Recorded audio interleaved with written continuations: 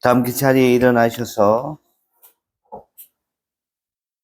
음악에 맞춰 예배 가운데 나아가겠습니다.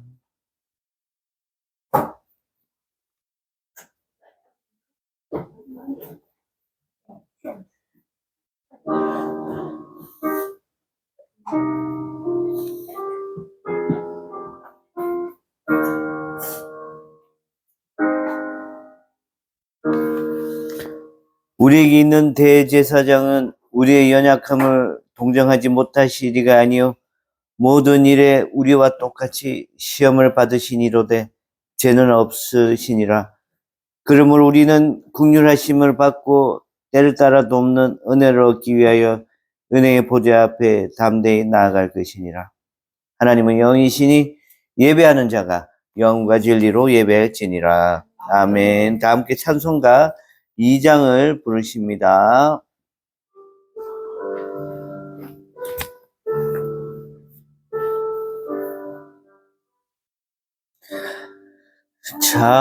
찬양 성부 성자 성령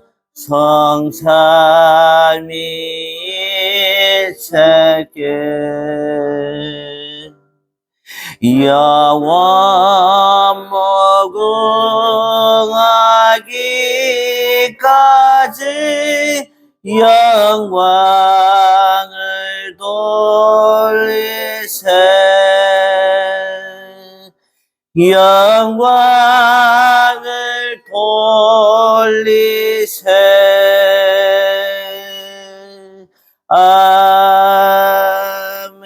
아멘. 이 시간 지난 날 우리의 잘못을 생각하며 겸손한 마음으로 자매의 기도를 드리겠습니다. 아버지 하나님 주님 이웃을 내 몸과 같이 사랑하라고 가르쳐주신 하나님, 저희는 심히 교란하고 가난하고 배움이 부족한 이웃을 멸시할 때가 많았습니다.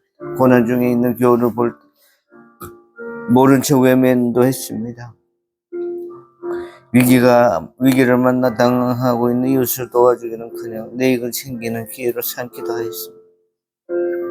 내 원수를 사랑하며 너를 박해하는 자를 위하여 기도하라고 하신 주님의 말씀과는 달리 원수를 미워하는 네 마음이 되지 않는 이웃을 향해 저주하기를 서슴지 않았습니다.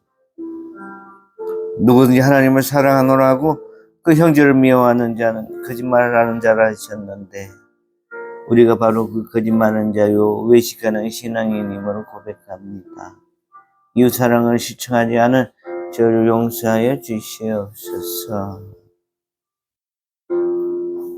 이에 우리에게 이르시되 네 죄 사함을 받았느니라. 아멘. 이제 다 함께 사도신경으로 우리의 신앙을 고백하십니다. 나는 전능하신 아버지 하나님 천지의 창조주를 믿습니다. 나는 그의 유일하신 아들 우리 주 예수 그리스도를 믿습니다. 그는 성령으로 잉태되어 동정녀 마리아에게서 나시고 고난을 받아 십자가에 못 박혀 죽으시고 장사된 지 사흘 만에 죽은 자 가운데서 다시 살아나셨으며 하늘에 오르시어 전능하신 아버지 하나님 우편에 앉아 계시다. 거기로부터 살아있는 자와 죽은 자를 심판하러 오십니다. 나는 성령을 믿으며 거룩한 공교회와 성도의 그저 죄를 용서받는 것과 몸의 부활과 영생을 믿습니다. 아멘. 교동문 24번 시편 46편입니다. 하나님은 우리의 피난처시요 힘이시니 환난 중에 만나는 큰 도움이시라. 그러므로 땅이 변하든지 산이 흔들려 바다 가운데 빠지든지 바닷물이 솟아나고 뛰놀든지 그것이 넘침으로 산이 흔들릴지라도 우리는 두려워하지 아니하리로다. 한 시내가 있어 나뉘어 흘러 하나님의 성 곧 지존하신 이의 성소를 기쁘게 하도다. 하나님이 그 성 중에 계심에 성이 흔들리지 아니할 것이라. 새벽에 하나님이 도우시리로다. 그가 땅끝까지 전쟁을 쉬게 하시며 살을 꺾고 창을 끊으며 수레를 불사르시는도다. 이르시기를 너희는 가만히 있어 내가 하나님 됨을 알지어다. 내가 온 나라 중에서 높임을 받으리라. 내가 세계 중에서 높임을 받으리라 하시도다. 만군의 여호와께서 우리와 함께 하시니 야곱의 하나님은 우리의 피난처시도다. 아멘. 다음 기 자리에 앉겠습니다. 찬송가 258장은 윌리엄 키우퍼라는 사람이 6살 때 어머니를 잃고 아버지와도 떨어져 홀로 공부하면서 원망과 불평 속에 하나님께서 자기에 속한 모든 것을 원수의 손에 붙여 영원히 고통당하게 정해놓으셨다는 강박관념에 사로잡혀 정신착란 증세를 일으켰습니다. 자살도 시도했습니다. 하지만 정신과 의사인 코튼 박사의 신앙적 사랑이 넘친 진료와 친구 어윈 부인의 우정 어린 보살핌으로 정상적인 생활을 하게 될 수 있었습니다. 그때부터 시를 짓기 시작하였습니다. 스가랴 13장 1절 말씀. 그날에 죄와 더러움을 씻는 셈이 다윗의 족속과 예루살렘 주민을 위하여서 열리리라는 말씀을 바탕으로 하나님의 용서하심과 사랑, 천국에 대한 소망을 묘사하고 있습니다. 이 의미들을 되새기면서 찬송가 258장 안 띄웠네. 찬송가 악보를 한번 보고 와주세요. 5사 안 띄웠어. 258장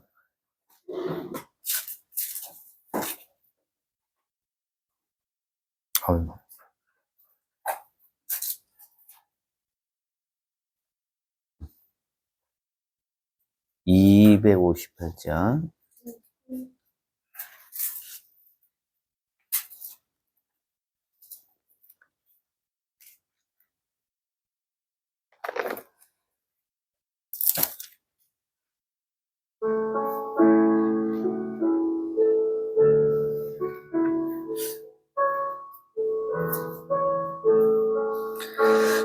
샘물과 같은 보혈은 주님의 피로다. 보혈의 죄를 씻으며 정하게 되겠네. 정하게 되겠네. 정하게 되겠네. 보혈의 죄를 씻으며 정하게 되겠네. 저도적 회개하고서 보혈에 씻었네. 저도적 같은 이 몸도 죄 씻기 원하네. 죄 씻기 원하네. 죄 씻기 원하네. 저도적 같은 이 몸도 죄 씻기 원하네. 죄속한 바른 백성은 영생을 얻겠네. 샘솟듯 하는 피관세 한없이 크도다. 한없이 크도다. 한없이 크도다. 샘솟듯 하는 피관세 한없이 크도다. 날 속게 하신 피 보니 그 사랑 한없네. 살 동안 받는 사랑 늘 찬송하겠네. 늘 찬송하겠네. 늘 찬송하겠네. 살 동안 받는 사랑을 늘 찬송하겠네. 이후에 천국 올라가 더 좋은 노래로 날 구속하시는 애를 늘 찬송하겠네. 늘 찬송하겠네. 늘 찬송하겠네. 날 구속하시는 애를 늘 찬송하겠네. 아멘. 이 시간 우리에게 주신 하나님의 말씀은 출애굽기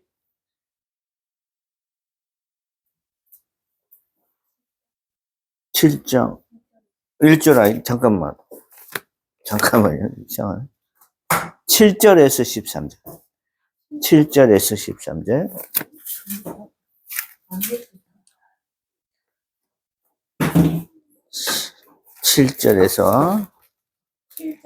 7절에서 13절.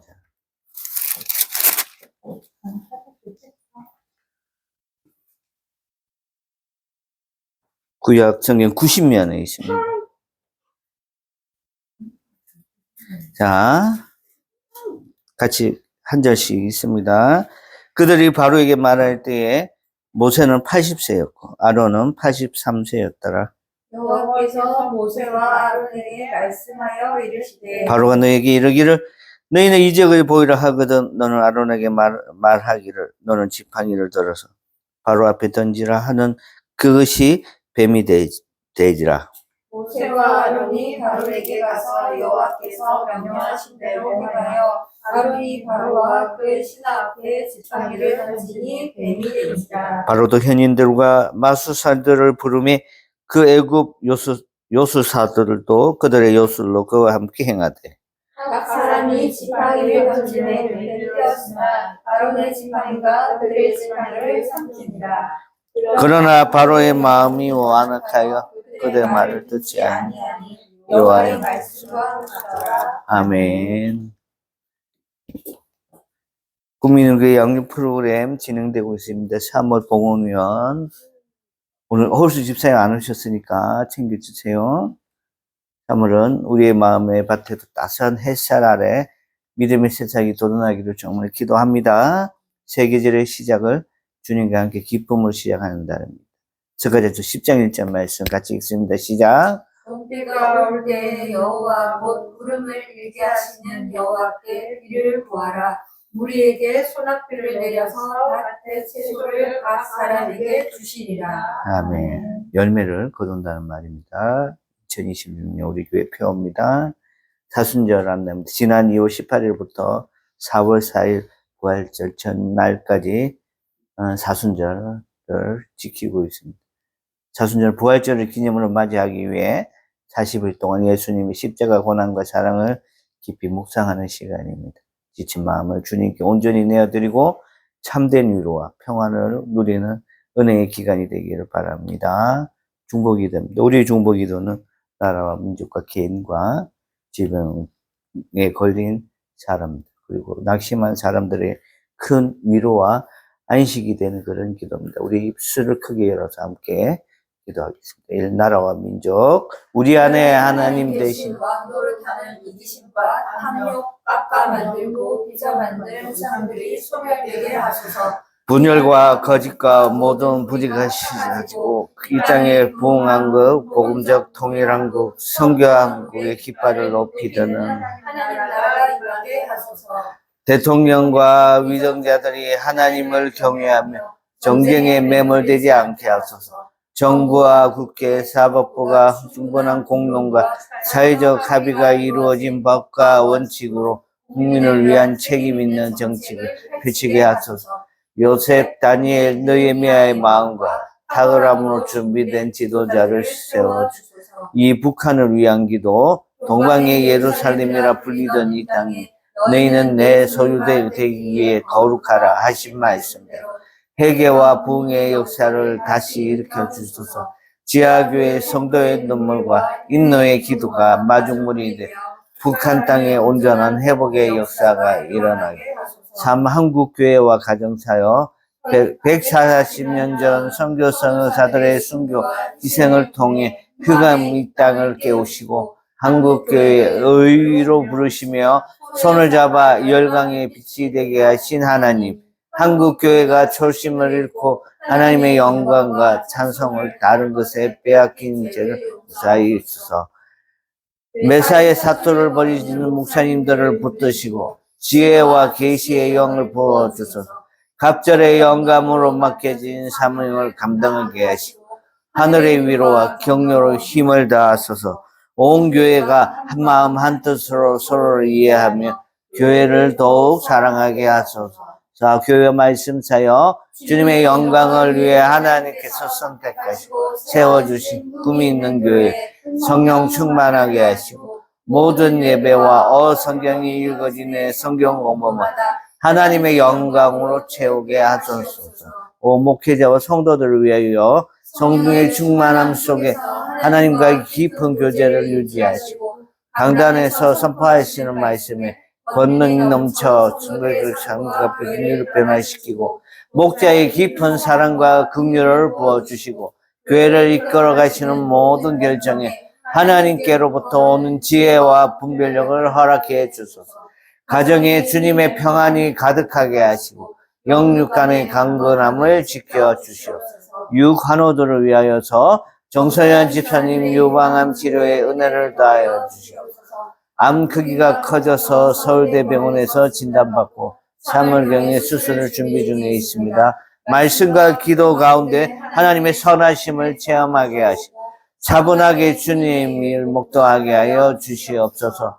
조용수 집사님 전리선 치료와 관광으로부터 요도로 이루게 부분에 불순물로 인해 막혀있어 소변이 안 나옵니다. 지나간 주 시소로 입원을 하고 계십니다. 12일 아산병원 외래 진료를 통해서 진료의 방향을 잡아주시고 요도를 막으려는 물질들이 생기지 않고 생겨 있는 것은 하루속히 체내 밖으로 빠져나오게 하여 주시옵소서. 혹소는 목사님 백내장 수술을 위해서 3월 9일에 입원하시고 입술 동안 육적인 고통을 받으십니다. 3일에 있을 이사와 수술에 하나님의 은혜와 목사님의 개인적인 쉼을 위해 거듭남의 역사가 있게 하여 주시옵소서.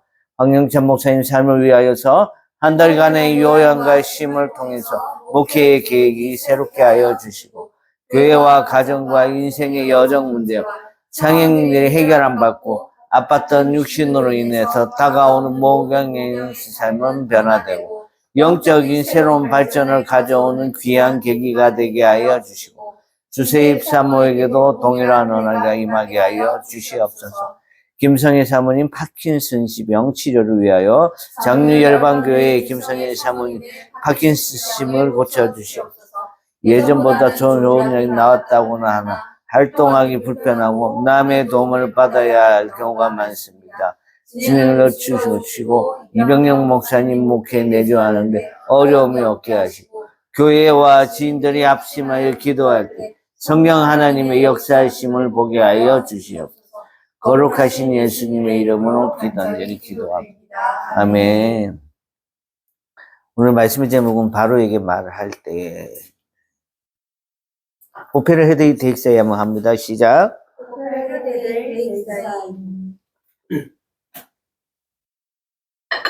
기도하겠습니다. 하나님, 이 시간 세상에서 가장 어리석은 사람 세우셨사오니 아버지, 이 어리석음과 부족함이 이 시간 나타나지 않고 능력이 하나님, 또 우리의 만물을 창조하시고 다스리시는 하나님의 능력이 이 시간 발현되게 하여 주시옵소서. 예수님의 거룩하신 이름으로 간절히 기도드립니다. 아멘. 반갑습니다. 우리 두 가지만 얘기하자면 우리 황영찬 목사님은 이제 젊어서 그런지 올해 44인데 젊어서 그런지 너무 회복도 좋고 또 지금 서울영락교회 성교관에서 친어머니와 함께 한 달 동안 엄마가 주시는 밥 먹고 엄마랑 데이트하고 엄마하고 산책하고 엄마한테 그동안 못했던 말들도 다 하고 이렇게 사형제를 낳았답니다. 엄마가. 그래서 어머니하고 하나님하고 셋이서 잘 지낸답니다. 중간중간 아이들이 또 찾아오고. 강화도입니다. 강화도 이분 계시는 거예요. 그리고 조영수 집사님 어제 다녀왔는데 오줌 주머니 차고 계신데 뭐 그렇게 염려하지 않으셔도 기도만 하면 될 것 같고, 또 목요일날 저랑같이 아산병원 다녀와서 어떻게 치료가 되면 불편함 없이, 이 소변이 안 나오는 것 말고는 몸에 불편한 건 없습니다. 없어도 얼굴도 해맑고 그냥 누워 계십니다. 그러니까 여러분들이 하는 건 걱정이 아니라 뭐다? 기도다. 오늘 말씀 제목이 이제 바로에게 말할 때 이렇게 돼 있는데, 이게 뭔 말이냐면, 모세가 이제 80세에 미디안 강야에서 목동으로 있다가 하나님께 부름 받았어요. 그래가지고 내가 이 백성을 어떻게 430년 동안 애굽했던 이 백성을 내가 어떻게 출애굽해서 가나안 땅으로 데리고 갈 수 있습니까? 나는 이 사람들 데리고 다닐 리더십도 없고, 무엇보다도 말을 입이 어눌해서 말을 잘 못합니다. 이런저런 핑계를 대고 하나님께서 거기에 맞는 이적과 기적을 보여주면서, 그래서 네가 가야 된다. 네밖에 없다. 이런 식으로 설득을 합니다. 마지막에 그럼 이 200만 명, 20세 이사 남자의 숫자가 20세에서 50세 사이에 남자의 숫자만 60만 명이 넘고 남녀노소 다 하면 200만 명, 부산 정도 크기 인구의 숫자를 내가 이렇게 데리고 나오라 하면 이집트 왕 바로가 그래, 얘들 데리고 새로운 나라를 세워, 이렇게 하겠냐고요. 200만 명이라 하면 이 나라를 다스리는 왕의 대통령 입장에서는 그 쉬운 게 아닙니다. 첫 번째는 이제 세금 문제가 걸리죠. 이렇게 많은 사람들이 세금을 안 내고 딴 데 가서 지금 이제 이란, 시리아, 이라크 이쪽에 있는 유랑 민족이 있어요. 우리 뉴스 보면 쿠르드족이라고 나오죠, 그죠? 이 사람들이 이 나라를 못 세우는 이유가 여러 가지 있겠지만, 이 쿠르드족의 예를 들면 숫자가 4천만 명입니다. 우리 대한민국 남한의 인구만 되는 숫자가 생기는데, 이 숫자들이 갑자기 한 지역에서 한 나라에서 빠져나가면 그 나라는 휘청합니다. 그런 것도 있어요. 그리고 이제 이 나라가 쿠르드 민족이 새로운 나라를 세워가지고 독립국가를 이루어가면 그 주변에 이란, 시리아, 이라크, 요르단 이쪽에 있는 지역에 있는 사람들이 굉장히 위협감을, 히브리 민족이 갑자기 막 넣으니까 이제 바로 왕이 뭐라 했어요? 처음에 남자아이는 다 죽이라고, 2살 이하의 남자아이는 다 죽이라고, 그렇게 얘기를 했던 것도 히브리 민족이 강성해지고 인구가 많아지는 것에 대해서 바로 왕이 굉장히 걱정했던 거예요. 지금 오늘날도 이 이란이나 이라크나 시리아에서 쿠르드족을 함부로 나라를 못 세워주는 게 이런 이해관계가 있기 때문에. 그래서 오늘 지금 다시 본문으로 돌아오면 바로가 이 많은 200만 명이 빠져나가면 이 건축하던 국고성 짓던 성도 지어야 되고 다른 나라 외세에 군사력도 동원해 노예도 떼야 되는데, 소위 이제 옛날 개콘에 있던 그대로 소는 누가 키울 거냐고 이래 되는 거예요. 이 사람들이 빠져나가면, 허드렛 일 하던 사람들이 다 빠져나가면 우리 이 휘황찬란한 문명을 자랑하는 이집트는 어떻게 유지할 수 있겠노? 이런 생각이 굉장히 많이 들었던 거예요. 이건 당연한 겁니다. 나라를 유지하는 데 있어서. 신하들도 막 이런 얘기를 했을 거예요. 성경에 나와 있지는 않지만. 자, 그래서 바로는 이 이스라엘 히브리 민족을 애굽에서 못 보낸다고. 안 된다고. 하지만 하나님은 모세에게 가서 바로를 설득하라고 설득을 했어요. 근데 바로는 설득의 말을 들었지만 설득되어지지 않고 끝까지 너희들 못 간다라고 했어요. 그래서 하나님께서 10가지 재앙을 내리십니다. 그 10가지 재앙이 첫 번째는 온 천하가 피로 이렇게 물들게 됩니다. 7장 17절 말씀 한번 볼까요? 7장 17절. 17절. 같이 읽어볼까요? 시작. 여호와 이르시되 내가 이로 말미암아 나를 여호와인 줄 알리라. 볼지어다 내가 내 손에 지팡이로 나일강을 치면 그것이 피로 변하고. 예, 나일강을 치니까 그 물에 있는 모든 것이 피로 이렇게 변하죠. 8장 2절에는 뭐가 변하는지 강희가 한번 8장 2절 찾아서 한번 읽어보세요. 강희 이거 되게 좋아하지. 뭐 읽어보세요. 8장 2절. 내가 만일 불의 길을 거두라. 그럼 내가 개구리로 너희 온장을 치리라.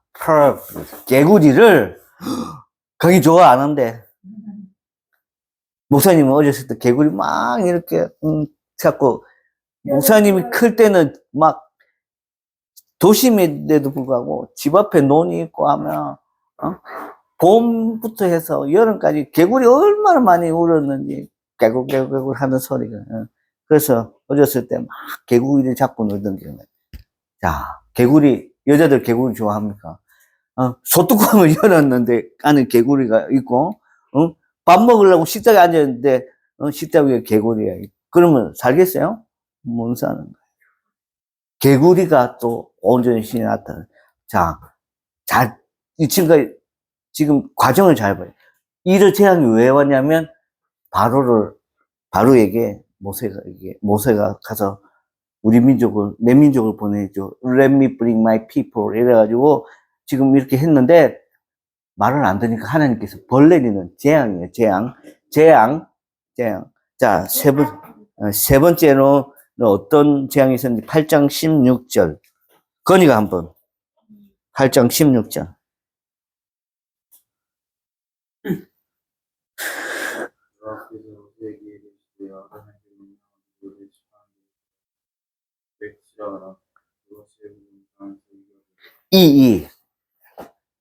요새는 이제 너무 위생시설 좋고 샤워를 잘해서 머리도 건이 빼고는 다 우리 머리 잘 감잖아요. 그죠? 머리에 이가 있었어요. 그래서 막 옛날에 DDT라 해가지고 막 소독제 머리 씻으면 되는데 물이 많이 없었어, 강이야. 그런 때가 있었어. 이가 이렇게 막 혼자시. 세 번째, 이거 네 번째 재앙이 뭐냐? 8장 21절. 조혜진 사모 한번. 네가 만약 내 백성을 보내지 아니하면 내가 너와 네 신하와 네 백성과 네 집들의 파리떼를 보내리니 애국 사람의 집집에 파리떼가 집집에 파리가 파리는 불결에 또 세균 옮기는 그런 원흉입니다. 이게 여자들이 지금 개구리, 파리, 남자들도 싫어하는 거 이거 지금 파리가 지금 그 다음에 이양미 집사님 9장 3절에는 어떤 재앙이 있느냐 한번 읽어보세요. 여호와의 손이 들에 있는 내 가죽 꼭 말과 그가 나타와 소와 양에게 더하리니 심한 돌림병이 있을 것입니다. 이 심한 돌림병이 악질입니다. 악질. 돌림병, 전염병. 정확하게 성경에서 이게 뭐라고는 얘기는 하지 않지만 개역개정 성경에는 돌림병이 되어 있고 옛날 이전 성경에는 악질이라고 되어 있어요. 뭔가 정확하게 무슨 균이라고 얘기할 수는 그때 당시는 이게 의학이나 이게 의료 기술이 전문 기술이 발전이 안 돼서 균에 대해서 이렇게 잘 해명되기 어렵습니다. 이제 가장 최근에 이제 년도 초에 이제 덴마크의 의학자의 스몰팍스에서 천연두 같은 게 처음으로 이렇게 밝혀지면서 이런 세균에 대해서 의학 기술에 대해서 조금 전문화됐던 것 같아요. 그 다음에 강했지. 이제 김명주 집사님 9장 9절에는 어떤 게 있었는지 한번 봅시다. 그 제가 애굽 온 땅이 특별히 되어 애굽 온 땅의 사람과 짐승에게 붙어서 악성 종기가 생기리라. 예, 악성 종기. 이전 성경에는 뭐라 되냐면 독종이라고 했어요. 이 악성 종기는 히브리어로 쉐힌이라는 히브리인데 뜨거워지다, 막 타오르다 이런 의미입니다. 그래서 이제 오늘날로 얘기하면 뭐 천연두나 화농성 피부염 이 정도가 되지 않았을까. 종기. 예. 9장 9절에는 이게 악성 종기. 예.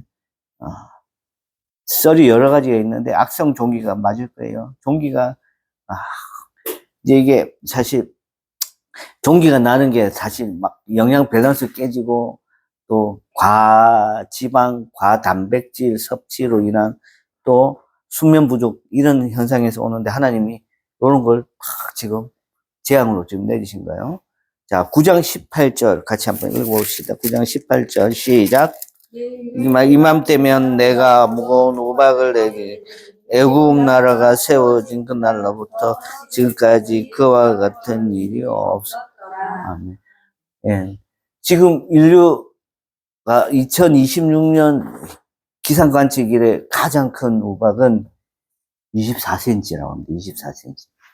24cm. 직경. 크기도 24cm. 죽어요, 맞아요. 머리 맞으면 죽습니다. 실제로 미국에서 발견된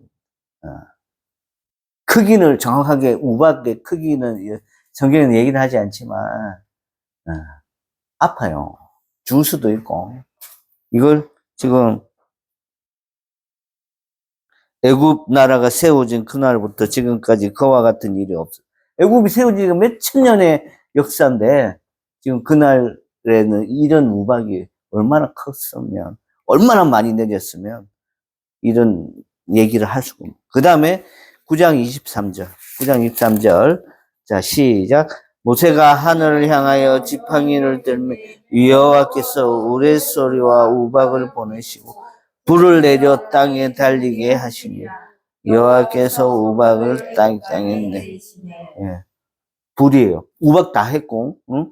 불을 확 내리는데 천둥 번개처럼 그런 불이 이렇게 달려가도 땅에 달려가도 거기서 막 땅만 갈라지면 지지. 불을 얼마나 큰 불을 내렸는지. 그래도 바로가 말을 안 듣습니다. 그래도 자 10장 4절 10장 4절 시작. 내가 너희를 내 백성 보내기를 거절하면 내일 내가 메뚜기를 내 경내에 들어가게 하리니. 이제 다시 또 곤충이 떠나서 가끔 몇 년 전에도 작년에도 제가 뉴스에 보니까 아프리카에 메뚜기 떼가 날라들어가지고 막 곡물이라는 곡물은 다 먹어치웠다는. 아프리카에는 실제로 메뚜기 때문에 피해를 입는 경우가 있기는 있나 봅니다. 이집트도 아프리카니까 가장 그럴싸한 가장 이해할 수 있는 그런 재앙이 메뚜기지 않을까. 인간적인 생각에서. 자, 10장 21절. 10장 21절. 시작. 여호와께서 모세에게 이르시되 하늘을 향하여 내 손을 내밀어 흑암이 있게 하라. 그들은 아멘. 제가 이제 군대 제대하고 이제 혈기로 지리산을 한번 혼자 중산리에서 천왕봉까지 갔다가 올 거라고 이제 갔어요. 근데 이제 아침 일찍부터 간 게 아니라 오후에 한 4시쯤에 도착을 중산리에 했는데 못 올라가게 하더라고. 그 매표소에서. 왜 못 올라가요? 해가 진대. 산이라서. 그래서 내일 아침에 어디서 자고 내일 아침에 올라가. 그런 거 지금 4시밖에 안 되고 3시간만 하면 산장에 도착할 건데 무슨 소리냐고. 근데 그 옆에 이 직원도 아니야. 매표소 직원도 아니고 동네 할아버지가 산을 우습게 보면 안 됩니다. 총각 이러더라고요. 그때까지만 해도 뭔 말인지 몰랐어요. 딱 그 매표소 직원 몰래 누가 얘기하더라고. 개 키우는데 옆에 개구멍으로 길이 있다고. 돈 안 내고 다니는 동네 사람들 다니는 길인데 그리라도 가보려면 가보이소. 누가 어떤 할머니가 내 시큰 미기려고 혼내려고 그랬겠지. 갔는데 딱 4시 반 되니까 한치 앞이 안 보여. 나하고 강의뿐만 아니라 나하고 요 노트북 사이도 안 보여. 그감이 이래요. 옆에 누는데도 같이 사는 가족이라 정도는 살면 누군지 알겠지만 그냥 밖에서 누군가가 인기척이 있어서 이렇게 다니면 그 사람이 누구인지 모를 정도로 그감을 짙어요. 짙어. 아무도. 만약에 제가 그날 여우나 늑대가 지지산에 있었으면은 제 앞에 여우나 늑대가 지나가도 나는 몰랐지. 그 말은 내가 그것들이 나를 몰고 가도 아무 일은 없는, 그냥 한 사람 죽는 거지. 네. 그건 모르지, 지나갔는지 몰라. 한 치 앞도 안 보여. 진짜. 한 치 한 요 정도 되는데, 한 치가 한 50cm 돼. 몰라. 지금도 그때 그 생각하면 아찔한데, 나보고 개구멍으로 가라고 하니까 할머니 좀 원망스러운데, 산을 무시하면 안 돼요. 하던 그 할아버지가, 그 할아버지 말이 나는 한 번씩 아주 큰 교훈으로 여겨집니다. 사람을 무시하면 안 돼. 길을 무시하면 안 돼. 무엇보다도 하나님을 무시하면 안 됩니다. 라는 그런 음성을 다 부모를 무시하면 안 돼. 친구를 무시하면 안 돼. 이렇게 막 들리는 거. 하루 한 날 있었던 그 짧은 기간에 고난이었지만, 산에 있는 산을 오랜 시간 살아온 60년, 70년 살아온 할아버지 한마디. 산을 무시하면 안 돼. 이 말이 엄청나게 저는 끌려와요. 거기 안에 산에는 흑암이 있어요. 우리 인생에도 흑암이 있는데 그 흑암이 있다라고 옆에서 계속 누가 가르쳐주고 기도를 알려줘. 무엇보다도 그 흑암이 있다고 하나님이 우리를 인도하고 보호자로 계시는 거예요. 할렐루야.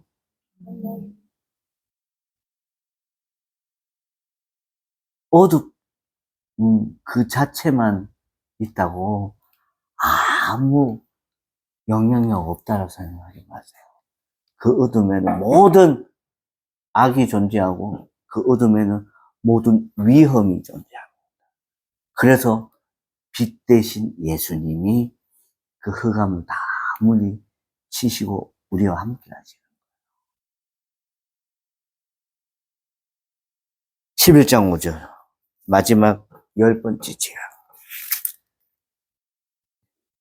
같이 읽습니다. 시작. 그 땅에 있는 모든 처음 난 것은 왕위에 앉아있는 바로의 장자로부터 맷돌 뒤에 있는 옥종의 장자와 모든 가축의 처음 난 것까지 죽으리니. 큰아들은 다 죽는 거예요. 가축의 처음 난 새끼들은 다 죽는 거예요. 인간이요. 특히 엄마들은 큰아들, 큰딸에 대한 그 애착이요. 재산 물려줄 때 보면 알아. 네? 진짜. 여러분 아직 재산 안 물려받아서 잘 모르는데 우리 아는 사람은 자식이 6명인데 참. 큰아들이 아버지 살아있는 동안에 효도 안 했거든요. 잘한 거 하나도 없는데 다 마지막에 죽으니까 큰아들한테 재산을 다 지금 밀어준 거예요. 큰아들만 준 거예요. 나머지 자식, 이제 찌끄리기 조금씩 막내 아들, 둘째 아들. 제 3자 입장에서부터, 와, 진짜, 살았을 때 효도 안 해도 돼. 할 필요 없네. 근데 그게 본능이었던 거지. 특히 연세 드신 78세, 70, 80 할아버지들은, 할머니들은 처음 난 그 자식 첫 출산에 대한, 첫 아이에 대한 그 애착이 너무나도 크고 그 사랑이 너무나도 귀한 거예요. 성경 보면 보세요. 첫 만난 첫사랑, 처음 낳은 내 첫 아들을 뺏어간다는 그 아픔은요, 고통은 인간의 뿐만 아니라 가축에게, 식물에게는 너무나도 큰 아픔이에요. 이걸 하나님께서 애국 백성들, 애국 가축들, 애국 모든 처음 난 것들의 그 첫 사랑, 첫 기쁨들을 싹 뺏어간 게 장자에 대한 재앙입니다. 하나님은 인간의 본능을 너무 잘 아시는 거예요. 응?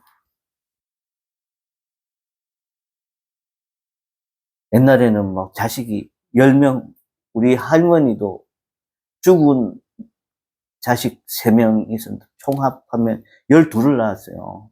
12를 낳았는데,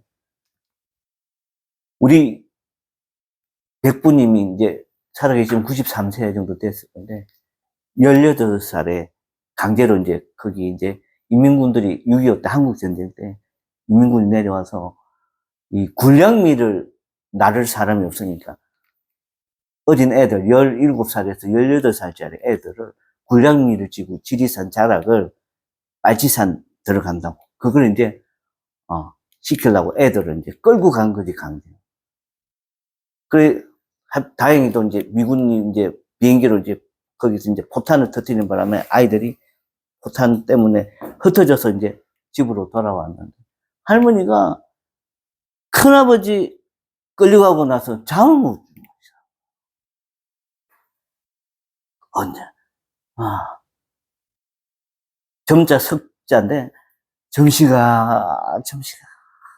그러면서 이제 둘째, 셋째, 넷째 아들한테 달달 먹고 막 이런 자식들이 있으면 뭐 하겠나? 우리 점식이 하나만도 뭐 안 돼.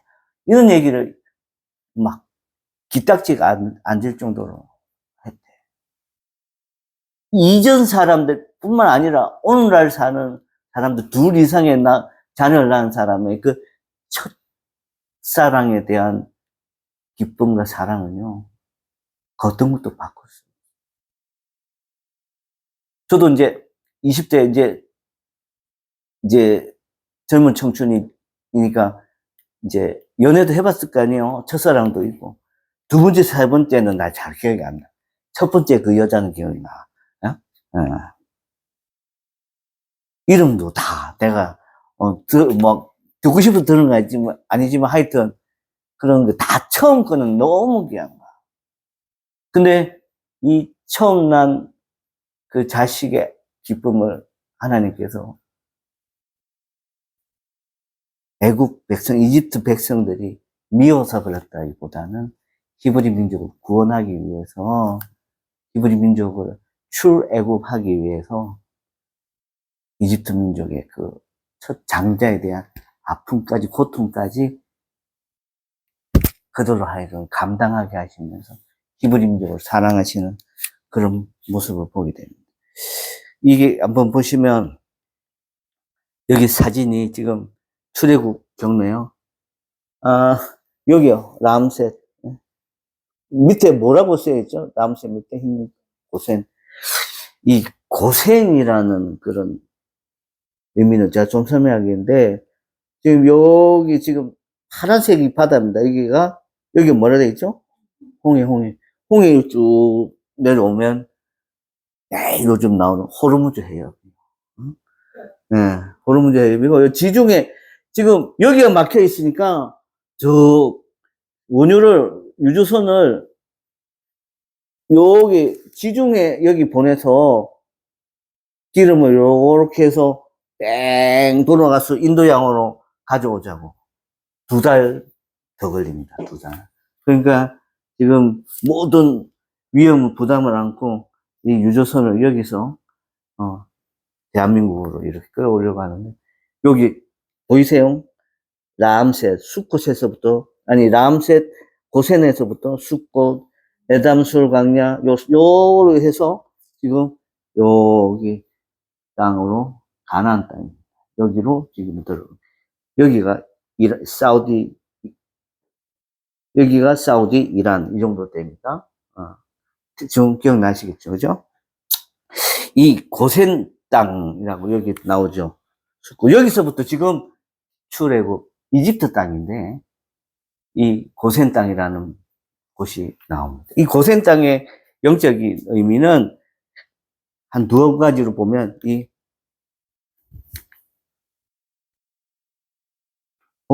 어디 갔지? 첫 번째 하면 언약 성취를 위한 영적 인큐베이터입니다. 인큐베이터라는 기계는 이제 만삭되지 못하고 좀 한 8개월 좀 안 된 아이들이, 일찍 태어난 아이들 거기서 산소 호흡도 하게 하고 영양 공급도 하게 하는 그런 기계입니다. 이 원래 고센 여기 땅은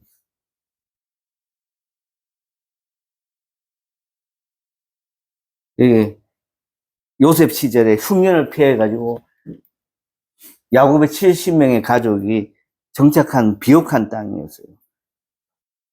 그러니까 이 비옥한 땅을 내가 왜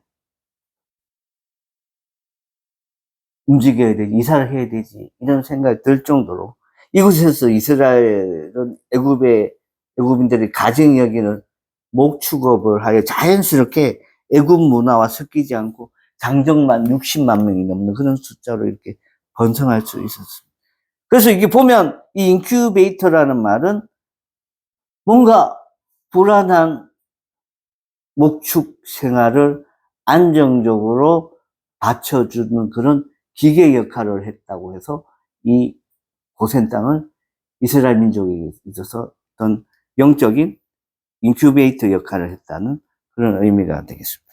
그리고 이제 인큐베이터는 2번째로 영원한 본향이 아닌 떠나야 할 곳입니다. 배부르고 등 따시고 또 친구들이 있고 한데 더 이상 못 필요하겠어요. 여기 진짜 여기 고센 땅은 안정적인 땅이라니. 근데 하나님께서 이 땅을 멀리하고 이 땅 가나안 땅으로 가라고 하니까 물론 노예 생활하고 그런 독립적이지 못하고 수동적인 그런 삶을 사는 게 좋지만은 않았지만 저기에서의 육적인 삶은 너무 고센 땅에서 육적인 삶은 너무 좋았다는 거죠. 하지만 하나님이 모세를 통하여서 이스라엘 백성 히브리 민족이여 너희들은 저 땅이 아닌 이 땅으로 가라고 했을 때 그때 하나님이 때가 찼을 때 안락한 고센 땅을 떠나 이 광야, 여기는 포벌판 광야입니다. 광야로 나가야 했습니다. 이는 정말 우리 성도들이 이 땅에서 누리는 평안과 축복을 안주하지 않고 영원한 하나님 나라로 나아가는 그런 축제입니다. 우리 대한민국 오늘날 너무 살기 좋고 주일날 놀러 갈 때가 너무 더더구나 좀 꽃이 피면 교회 가기 싫은 이유가 되게 많이 느끼는 그런 시기고 정말 교회 안 가고 놀러 가면 안 되나, 그죠? 김명주 집사님. 그런 생각이 들 수도 있습니다만 우리가 정말 정착해야 되고 우리가 가서 안식을 누려야 할 것은 외식하는 저 사람들의 문화인 바깥이 아니라 우리가 떠나야 할 곳은, 우리가 정착해야 할 곳은 천국, 출발의 시작이 저기 고센 땅이었다. 너무 풍족하고 여유가 있습니다. 하지만 그것은 우리가 살 곳이 아니라 그것으로부터 출발해야 할 것. 그것을 버려야 하는 그런 땅이죠. 자, 우리 삶의 적용 한번 같이 읽습니다. 시작. 내 삶에서 하나님 더 의지하며 평안을 구하고 있는 애굽의 물질, 성공, 인맥 등을 찾아 과감히 내려놓자. 예. 너무 유혹받기 쉬운 거죠, 그죠?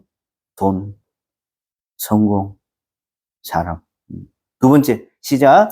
세상의 온갖 위기 속에서도 주의 백성을 고생 땅처럼 구별하여 지키며 절대 주권을 굳게 시하며 오늘도 또 담대히 이렇게 풍족하고 행복하게 살 수 있을 것만 같은 이 땅이 우리의 종착점이 아니고 여기서 우리가 arrive at 도착한 지점이 아니라 우리가 여기서 departure 출발을 해요.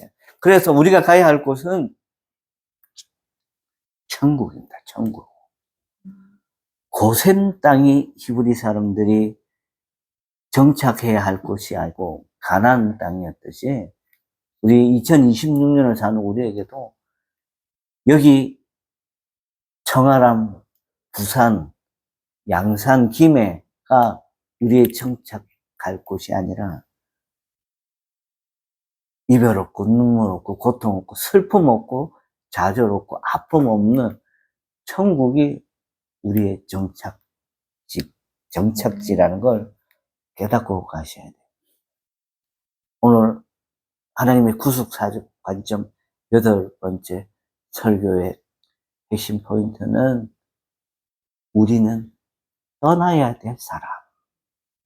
우리는 이 땅의 유익을 버려야 할 사람. 우리는 이 땅의 가치를 버려야 할 사람이라는 겁니다.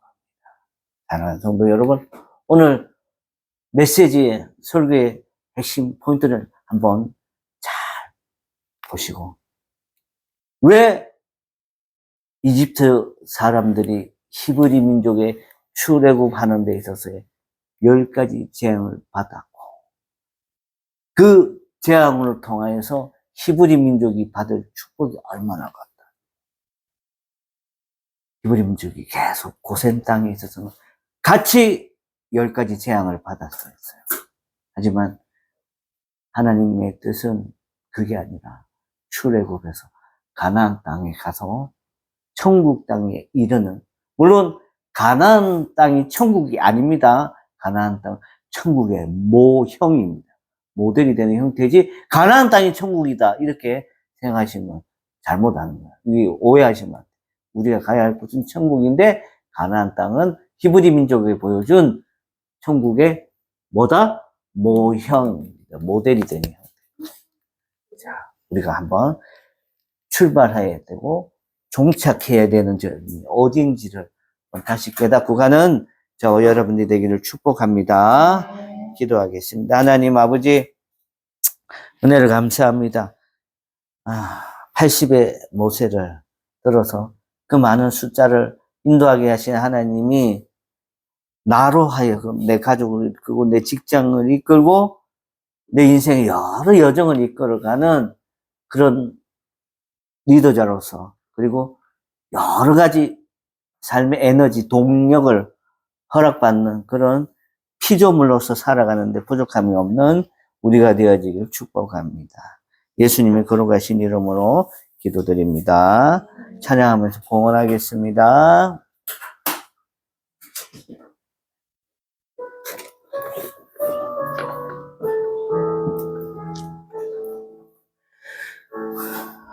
날이 저물어 갈 때, 빈들에서 걸을 때, 그때가 하나님의 때. 내 힘으로 안 될 때, 빈손으로 걸을 때, 내가 고백해 여호와 이래. 주가 일하시네, 주가 일하시네, 주께 아끼지 않는 자에게 주가 일하시네 주가 일하시네 신뢰하며 걷는 자에게 우리 모인 이곳에 주님 함께 계시네 누리네 아버지 은혜 적은 떡과 물고기 내 모든 걸 드릴 때 모두 고백해 여호와 이래 주가 일하시네 주가 일하시네 주께 아끼지 않는 자에게 주가 일하시네 주가 일하시네 신뢰하며 걷는 자에게 창조주이시며 역사의 죽은 자이신 하나님 아버지 오늘 애굽에 내린 열 재앙의 말씀을 통해 세상의 어떤 헛된 우상이나 권력도 하나님의 권능 앞에서 무너질 수밖에 없음을 깨닫게 하시니 감사합니다. 완악한 세상을 향해서는 두려운 심판을 내리셨지만 고센 땅에 머물던 주의 백성들은 철저히 구별하여 보호하셨던 그 크신 사랑을 찬양합니다. 이 시간 그 놀라운 구원의 은혜에 감사하며 우리 삶의 주인인 오직 여호와 하나님 한 분뿐이심을 고백하는 마음으로 귀한 예물을 구별하여 올려드립니다. 주님, 광야 같은 세상을 살아가는 우리 꿈 있는 교회 성도들의 가정과 일터를 눈동자처럼 지켜주시옵소서. 재앙이 가득한 세상 속에서도 흔들리지 않게 하시고 세상의 헛된 풍요를 쫓기보다 오직 주님의 말씀에만 순종하는 거룩한 백성이 되기를 축복하여 주시옵소서. 조영수 집사님 위해서 기도합니다. 아버지 하나님, 하나님 보기에는 아무것도 아니지만 인간들을 걱정하고 약 먹고 병원에 입원하고 또 신방도 가고 위로도 하지만 하나님의 그 강한 오른 편팔로 한번 만지시고 고치시면 그 병 아무것도 아닌 줄 압니다. 하나님 치료하는 광선을 발휘하셔서 여호와 라파의 하나님께서 좌절하지 않게 하시는 인간을 만드시고 포기하지 않게 하시는 인간을 붙드시고 정말 역동하고 성령 충만한 인간이 되기를 원하는 그 사람 앞에 회복이라는 그 단어를 가지고 살아갈 수 있게 하여 주시옵소서. 오늘 우리에게 주어진 여러 가지 인생의 자리가 있습니다. 엄마로서, 아빠로서, 자녀로서, 또 직장의 상사로서, 직장 동료로서 매일같이 다람쥐 쳇바퀴 돌듯 반복되어지는 삶의 연속선상에서 나는 누구이냐? 나는 어디로 가며 또 우리는 어떻게 살아가고 있는지에 대한 확실한 질문과 대답을 던져갑니다. 때로는 답이 없을지라도 우리 앞에 눈앞에 서 계신 하나님을 바라보고 하나님의 의뢰하고 이탁하는 그 마음으로 오늘 내일 주어진 모든 시간과 공간을 하나님께 내어 맡깁니다. 하나님, 우리를 고쳐주시옵소서. 우리를 위로하여 주시옵소서. 우리를 보호하여 주시옵소서. 우리의 삶의 앞날을 인도하여 주시옵소서. 그래서 전쟁과 같은 하루하루 삶이지만 아버지 하나님 우리의 방패가 되시고 우리의 인도자 되시는 여호와 하나님으로 인하여서 그 모든 전쟁이 평화로 여호와 샬롬의 은혜로 바꾸어 주시옵소서. 우리가 드려지는 이 귀한 예물이 허튼 데로 쓰이지 않게 하시고 우리보다 못한 이웃의 구제를 위해서 또 지지식 또 선교사를 감당하고 계시는 간사님들을 위해서 해외에 계신 선교사님들을 위하여서 귀한 마중물이 되고 이 물질이 흘러 들어가서 정말 저들이 하나님 나라의 확장을 위하여서 헌신하고 또 성취하는 데 있어서 부족함이 없는 그런 물질들로 사용하여 주시옵소서. 지금은 우리를 구원하신 예수 그리스도의 은혜와 하나님 아버지의 참 사랑과 성령님의 내주 위로 교통 충만하게 하심이 오늘 우리 꿈 있는 교회 성도들 앞에 보여진 10가지 재앙의 설교를 통해서 내가 바로 앞에 설 때에 우리가 사탄 앞에 설 때에 우리가 위험 앞에 설 때에 우리의 인도자 되신 여호와 하나님의 은혜로 말미암아 모든 것을 이겨내는 우리 성도들 머리 위에 지금부터 영원토록 함께하기를 간절히 축원하옵나이다. 아멘.